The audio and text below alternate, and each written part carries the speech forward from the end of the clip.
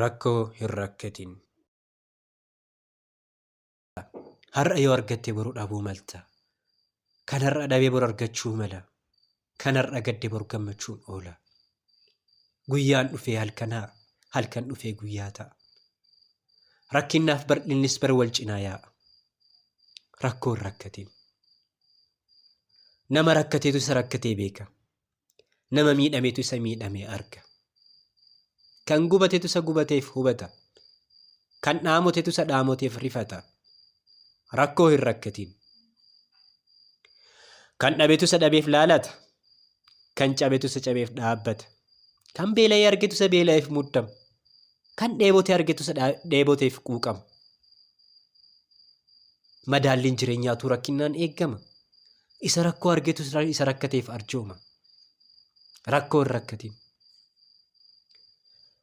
Rakkoodhaan hubattamee gammachuun qabdu. Rakkoodhaan hubattamee argachuun qabdu. Rakkoodhaan argita ulfaatina gaddi qabu. Rakkina irraa bartaa hamma dhabuun hubu. Rakkootu nama barsiisa akka itti rakkatan. Rakkootu nama barsiisa bakka itti baqatan. Rakkoo hin rakkatin. Isa hadhaawaa dhandhameetu mi'aa mi'eeffata. Isa nagaa dhabuu beekutu nageenya tikfata.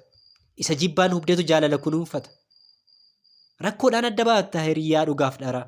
Rakkoodhaan xiinxaltaa alagaadhaaf fira. Rakkoo hin rakkatin. If there is no pain, there is no gain. Akkuma jedhamu. Itti miidhamanii bu'aa argatanii, itti rakkatanii rakkinnaa ba'anii, gufuuf gufaata tarkaanfattee bakka yaadda geetta. Rakkinnas dhandhamtee bal'inatti ceeta. Rakkoo hin rakkatin. Argannoof kalaqa kan keessi isaa bal'aa, maddi isaa rakkoodhaa qaroomina har'aa. Ati mana barnootaatii kan namni irraa baru, hanguma rakkateen namuu kan wal taru. Ibiddaan qorameet warqiinis barama, mismaarris hanguma rukutamuun jabaataa adeema. Kanaafuu rakkoo hin rakkatin, rakkattee hin rafin, rakkattee hin hafin.